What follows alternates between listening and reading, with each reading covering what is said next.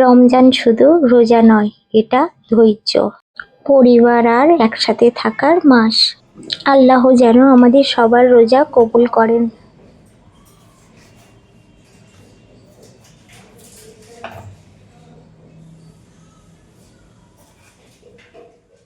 Hello everyone, আসসালামু আলাইকুম। কেমন আছো সবাই? আশা করছি যে যেখান থেকে ভিডিও দেখছো সবাই ভালো আছো। আলহামদুলিল্লাহ, আমিও ভালো আছি।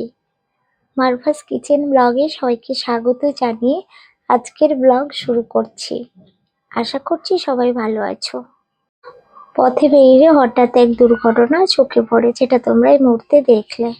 আমরা যাচ্ছিলাম মানিকতলা, ওখানে একটা ডক্টরের কাছে ভিজিটের ডেট ছিল আজকে। তো ওখানেই যেতে যেতে হঠাৎ একটা পথ দুর্ঘটনা চোখে পড়লো। মানুষটা বড়ই কিন্তু ব্যথা পেয়েছে ওইভাবে পড়ে গিয়ে। তারপর বাড়ি আসলাম ডক্টর ভিজিট করার পরে। বাড়ি এসে মায়ের যে ব্যালকনিটা আছে ওখানে কাপড় দেওয়ার বড় সমস্যা হচ্ছিল। তাই আমি আমার বাড়িতে কিছু রশি ছিল, ওগুলোকে নিয়ে গিয়ে ভালো করে বেঁধে দিচ্ছি। দিয়ে আর যেহেতু মায়ের মেশিনটাও এখনো অন হয়নি, তো হাতেই কাপড়গুলো ধুয়ে ব্যালকনিতে সব মেলে দেওয়া হয়েছে। বেশ সুন্দর করে মেলিয়ে দিয়েছি। আর দড়িটাও খুব সুন্দর করে একদম যতটা পেরেছি আমি ভালো করে টাঙিয়ে দিয়েছি। আর এটা হচ্ছে মায়ের ব্যালকনি থেকে আশেপাশের পরিবেশ। আর ওই যে একটা পুচকিকে দেখছো, ওটা হচ্ছে সিমরা, মানে বন্ধু হয়েছে আর কি। সিমরা যেখানেই যাই সেখানেই অনেক বন্ধু করে নেয়। তো যাই হোক, দেখো এখানে বেডশিটটাকে সুন্দর করে মানে পেতে দিয়েছি।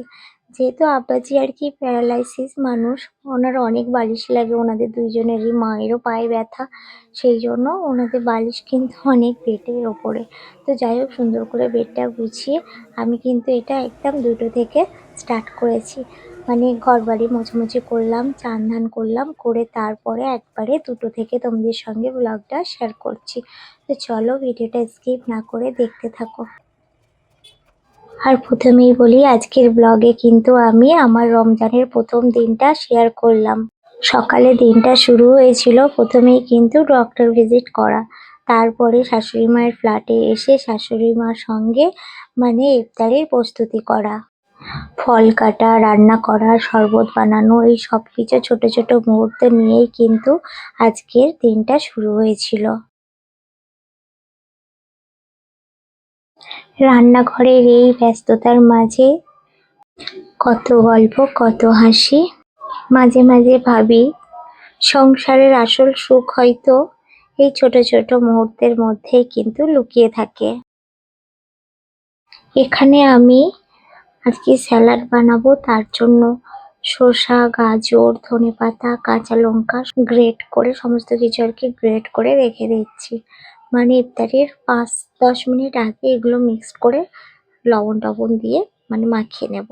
সমস্ত কিছু আমি রেডি করছি এখন।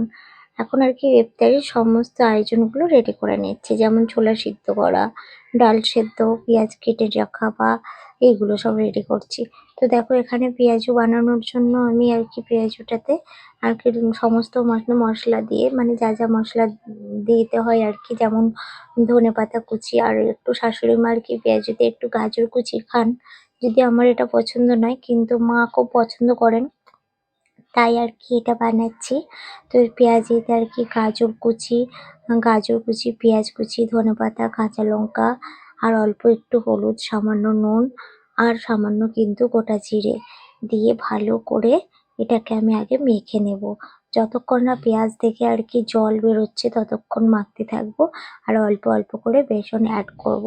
তো এইভাবেই কিন্তু আমি পেঁয়াজুটা করে থাকি। তোমরা কে কিভাবে করো আমাকে কিন্তু অবশ্যই কমেন্ট করো। আর এদিকে মা শরবতটা বানাচ্ছেন মা শরবতটা খুবই ভালো বানান। তো সেই জন্য মাকেই দিয়েছি শরবতটা বানাতে। মা এখন একটু কোরান পড়ছিলেন। তো উনি এই আসলেন রান্নাঘরে এসে শরবতটা বললো যে আমি নিজে বানাচ্ছি। তো সেই জন্য মা শরবতটা বানাচ্ছে। আর আমি একটা তেল শেষ হয়ে গেছিলো, তেলটা ঢেলে নিলাম ইফতারি প্রস্তুতিটা চলছে। আর এদিকে মা শরবতটা টক দইয়ের করছে, সাথে একটু কাজু বাদাম দেবে, সেটাকে গুঁড়ো করে নিচ্ছে। যেহেতু এই বাড়িতে এখন মিক্সচার মেশিনটা সেট করা হচ্ছে না, কারণ মায়ের মিক্সচারের কন্টেনারটা খারাপ হয়ে গেছে। তো সেই জন্য ওই মানে ঠিক করতে দেওয়াও হবে। তো এখন আর বেশি বাকি নেই। আমি এখন মানে এদিকে সমস্ত কাজ এগিয়ে নিয়েছি। নিয়ে এখন আমি মানে ফলগুলো কেটে নিচ্ছি। কারণ অনেক রকমেরই ফল কাটতে হবে। সেইজন্য আমি কিন্তু ফল কাটাগুলো শুরু করে দিয়েছি। আর হালকা করে ভাবছি কেটে যদি টাইম বাকি থাকে তাহলে একটু ফ্রিজে দেবো, আর তা নাহলে দেবো না। কারণ এই বছর রোজাতে বেশি গরম এখনো পড়েনি যে ফল ফ্রিজে দিয়ে খেতে হবে। তবুও মা একটু ঠান্ডা ফল পছন্দ করেন, সেই জন্য ভাবছি একটু কেটে ফ্রিজে মানে স্টোর করব। তো চলো এইভাবে আমি ইফতারিগুলো সব রেডি করছি। আর তোমরাও কি আমার মতোই করো, যে ইফতারি মানে একটু আগেই সবকিছু কেটে ফ্রিজে দাও? তো মাকে জিজ্ঞেস করলাম, মা বললেন যে হ্যাঁ একটু সময় যেহেতু বাকি আছে ফলগুলো ফ্রিজে দিয়ে দাও। তো সেই জন্য ফলগুলো ফ্রিজে দিয়ে দিয়েছি। দিয়ে আমি এদিকে ভাজা পোড়াগুলো স্টার্ট করে দিয়েছি। আর এখন কিন্তু আর সময় বেশি বাকি নেই। তাই মানে আমি আর কি ইফতারিগুলো সব ঘরের মধ্যে দিয়ে দিয়েছি, এক্ষুনি আজান হবে। তো চলো এখন আমরা ইফতারি করতে বসে পড়েছি। খুব অল্প স্বল্প আয়োজন বন্ধুরা, কিন্তু মন ভরা তৃপ্তি ছিল এই ইফতারির মধ্যে। রমজান শুধু না খেয়ে থাকার মাস নয়, এটা একটা ধৈর্য, ভালোবাসা আর একসাথে থাকার মাস। আল্লাহ তাআলা যেন আমাদের সবার রোজা কবুল করেন, সবাইকে যেন সুস্থতা দান করেন, আর 1 মাস ধরে রোজা রাখার তৌফিক দান করেন। তো চলো এখন মানে আমরা সবাই মিলে আর কি ইফতারি করে নিলাম। যেহেতু মানে বললাম যে আব্বাজি প্যারালাইসিস আর কি, যেহেতু ওনার স্ট্রোক হয়েছিল, ব্রেন স্ট্রোক, সেই জন্য উনি নিচে বসে বা অন্য কোথাও বসে খাওয়া দাওয়া করতে পারেন না। তো সেই জন্যই আমরা বিছানার ওপরেই খাওয়া দাওয়াটা মানে ইফতারিটা করেছি। আর আলহামদুলিল্লাহ খুব তাড়াতাড়ি আমাদের ফার্নিচারগুলো চলে আসবে। তো এলে আর অসুবিধাটা হবে না। আর এখন আমি রান্না করছি, তার কারণ রান্না বান্না করে আবার আমি ওই বাড়িতে যাব। ওই বাড়িতে গিয়ে আমার আবার আলাদা রান্না হবে, কারণ আমার ডক্টর একটু খাওয়া দাওয়ার আর কি করে দিয়েছেন, মানে একটু সাদামাটা খাওয়ার মানে দিয়েছেন, গাইড দিয়েছেন আর কি। তো সেই জন্য তো দেখো মায়ের এখন সমস্ত কিচেন টিচেন পরিষ্কার করে সুন্দর করে গুছিয়ে আমি কিন্তু এখন ওই বাড়িতে যাব। তো চলো আজকের ব্লগটা কেমন লাগলো অবশ্যই তোমরা কিন্তু জানিও। ভালো লাগলে প্লিজ কমেন্ট করো।